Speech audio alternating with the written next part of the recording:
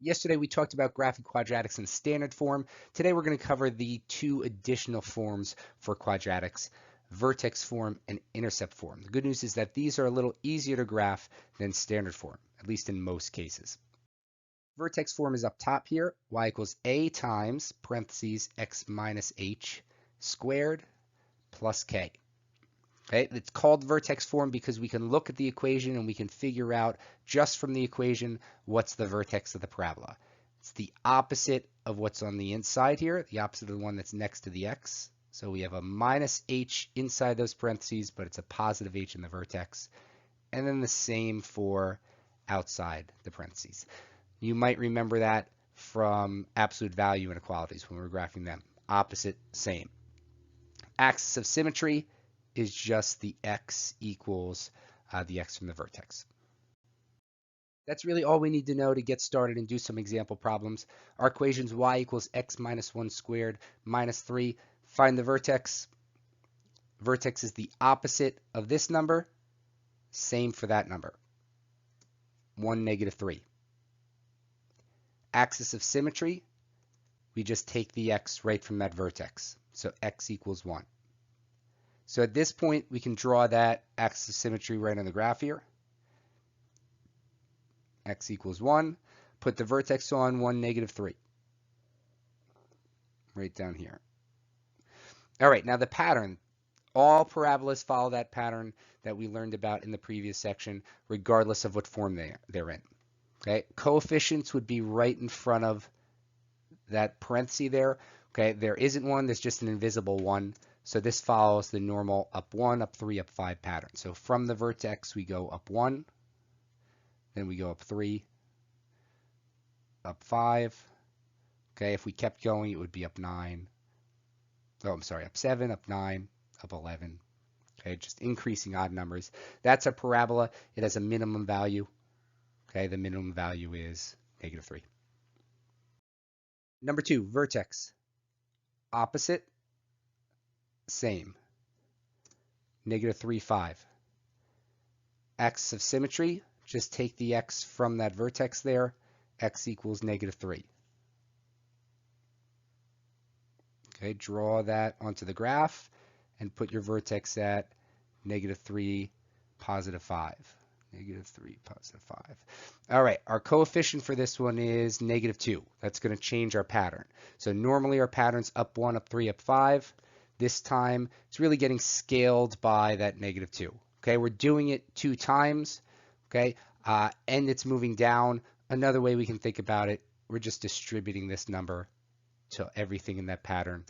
Okay, so we're going to go down 2, down 6, down 10. So down 2 from that first step, then down 6. Okay, down 10's off our graph, so we'll stop there. Okay, maximum value, since it's on the top, of 5.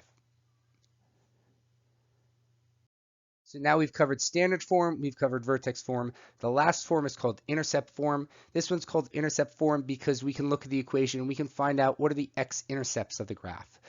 The x-intercepts are also known as the roots of the equation or the zeros of the equation or the solutions of the equation. They have a lot of different names. Okay, it's almost like it's been factored and we have 2 factors here. Okay, we want to take the opposite of what's next to those x's there. It's almost like we solve those out, set them equal to 0, solve them.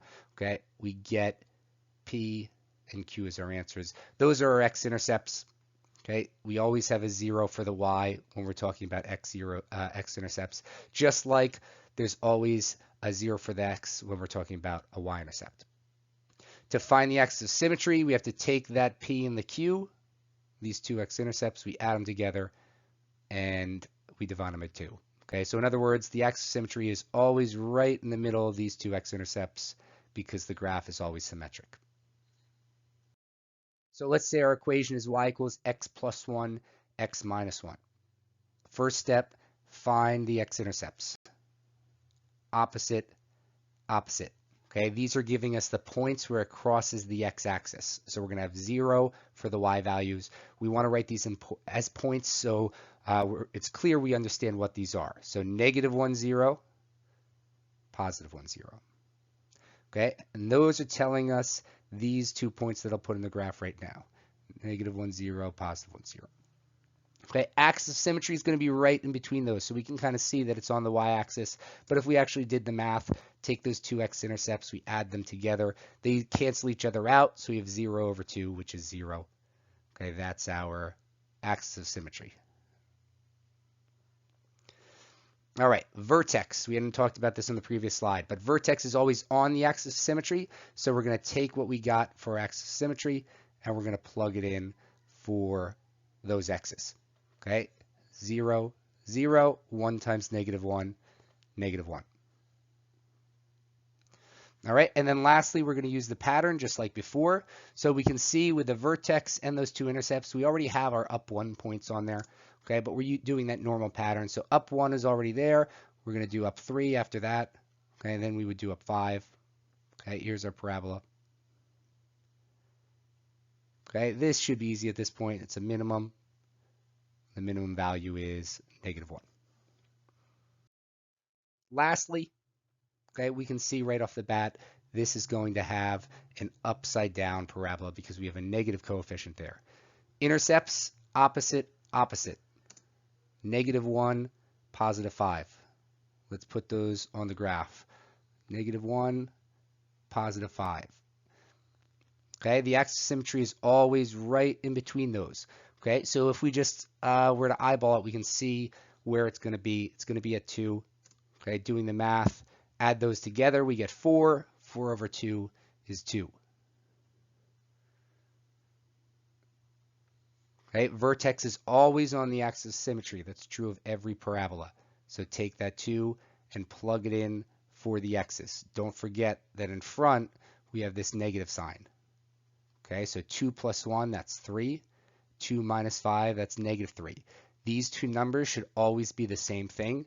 They're just opposites.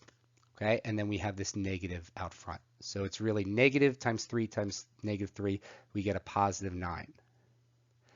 All right, that is way up here. 2, 4, 6, 8, 9. Okay. And the pattern. Okay, so normally it's up 1, up 3, up 5. This time we're going or making an upside down parabola. So we're going down 1, down 3, down 5. From that vertex, down 1, down 3. Down 5 puts us at that intercept. Okay, next would be down 7.